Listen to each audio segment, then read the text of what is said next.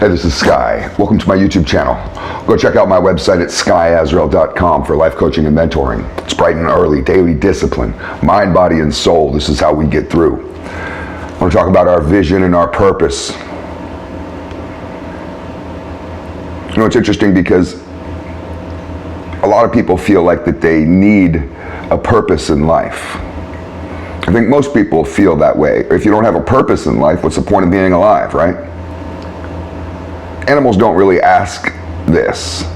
An animal's purpose is to eat, sleep, and fuck pretty much on a daily basis. And if he can get one of those done, then he's lived a good life, or she, whatever creature it is. The squirrels in the backyard just pretty much do the same thing every day.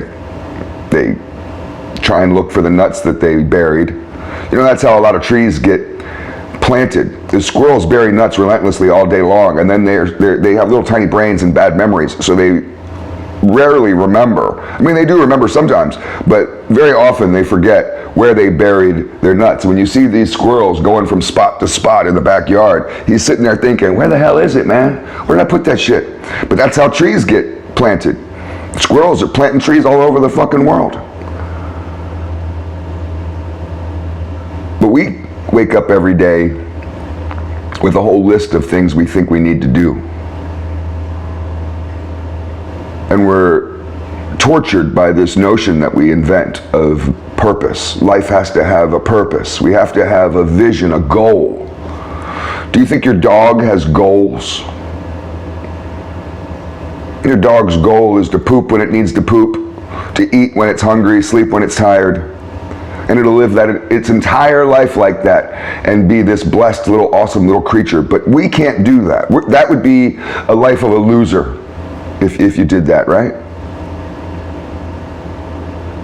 But I've been looking for ways to simplify, because I do feel like that we torture ourselves with this idea of going somewhere in our lives, with accomplishing all this stuff. And you can't bring none of it with you, and many of your accomplishments are forgotten after you die. So it's like, what's the point of it? You know, I had one day, 24 hours, just one day of actual real enlightenment. And I wasn't trying to have it happen. I woke up one day completely in a sense of bliss and happiness. I was still living in the ghetto. I was living in the jungle in Los Angeles, Washington Boulevard.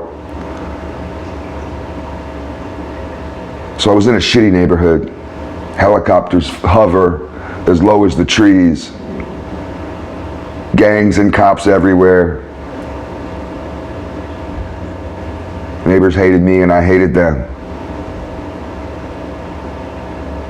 But I woke up one day in bliss, a sense of bliss that I never experienced before ever, and I never have since. I don't know how I obtained it, and I wouldn't know how to obtain it again. You can't force it. I can't sit here and just be like, okay, and just tense a muscle up and hope to slip into that kind of state. I don't think you can meditate your way into it. You can't have an intention to get there. It has to come upon you. And it did. And if you want to know what it was like, the only thing I can say is that I went the entire day with one theme. And I don't know where it came from. It was a mantra or an affirmation that kept repeating in my head, and I don't know where it came from, but it said over and over, and it made me laugh. I giggled the entire day. Everything was beautiful. It was like I was living in a fucking Disney movie. I was in the jungle, the worst area in Los Angeles, war zone, and I was just walking around like life was great. A little hop in my step. And I told myself all day long this exact sentence: there's nothing to be done. And it felt like a message from outside of me, like someone was telling me this message. There's nothing to do. There's nothing to be done. So I didn't just sit there on the sofa all day staring at the wall because the message said there's nothing to be done. I went through my day. But the entire day I giggled and laughed. I usually have this feeling inside of me of there's so much to do. But that 24 hours, I'll never forget it. And I can't simulate it, but I can at least hold on to the message. I remember the lesson that there's nothing to do. There's nothing really to do in life. When you go camping, what do? You don't do a lot of stuff when you're camping. You go to a campsite, there's other campers there. People aren't really doing much.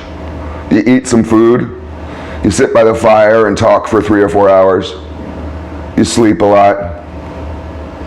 You go maybe on a hike, get a little bit of a leg stretcher and come back and have a drink by the fire and go to sleep. I mean, you don't do anything when you camp, and that's life. And can you imagine life being like that?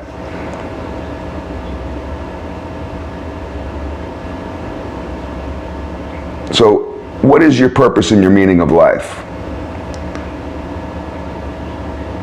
Many people discover their personal individual purpose, their vision, through some sort of revelation, maybe a religious experience. But I kind of stumbled upon my purpose kind of organically. I found my purpose in my hobby. I had looked at my purpose as owning a motorcycle shop, but then I had to look at the bigger picture of things, and I realized, what was I actually doing? I was helping people. People who own motorcycle shops are, sure, they're in the business of motorcycles, but what they're really in the business of, if you take a step higher and look at it from a grander scale, they're in the business of helping.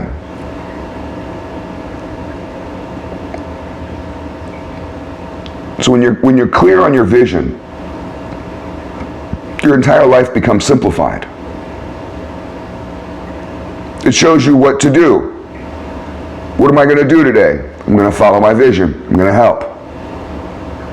I have a destination. The destination that I'm going towards is one to be of service, to figure out how to be of value, to figure out how to help others. I've been so narcissistic and self-serving, I'm going to try to figure out how to help others. So that's what I wake up with every single day. This very simple vision of helping has showed me my destination, my destiny.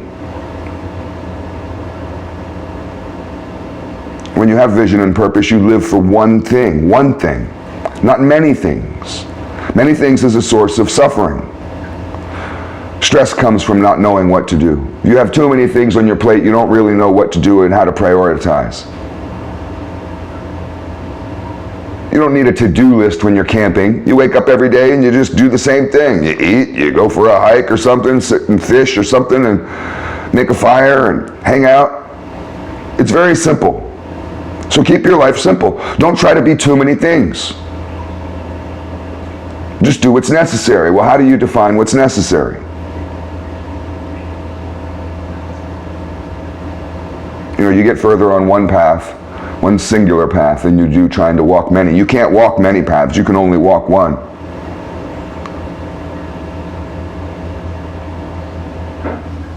So you have to continually ask yourself during your life, during your day, during your decisions every moment,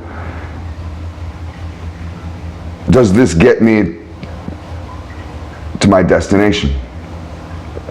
Is this part of my vision? I don't suggest being a jack of all trades. These scatterbrained people. I've been kind of this way. I'm a jack of all trades, but a master of none.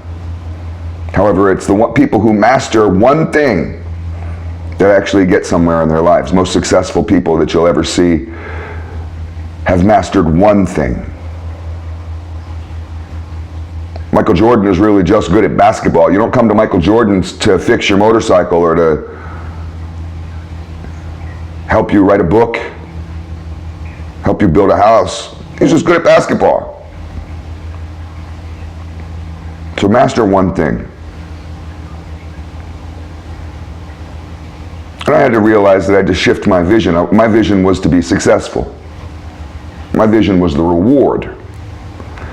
Your vision should be the work, not the reward. So think about, how could you be a person of value? So you seek to be a person of value, not a person of success. People pay for things of value. What will people pay you for that helps their lives? You know, a lot of people have these grand dreams of being kings and queens and really important, but When your toilet's broken, you know who the most important man on earth is? The plumber. The plumber is more important than the president when your toilet is overflowing and backed up. You're not going to care about Elon Musk or Andrew Tate or whoever you think is worth worshiping when your toilet's backed up or when your sink's backed up. So what could you do that would be of value to people and become really good at just that one thing? Here's a question we can end it on. What do people think about when they call your name? Now, some people say, well, I don't care. Everybody has a reputation, whether you like it or not. You make your reputation by the type of person that you are. When people call out your name, what do they think? It's basically asking, what are you good for? When people think of you, what kind of help are they thinking? What kind of person are they thinking about when they think of you? They might be thinking about a selfish loudmouth, not even a helper. You might not even be in the world of help or of service. When you're looking for your vision and purpose, think about service, think about help. These are forms of value. Make yourself valuable. It's food for thought.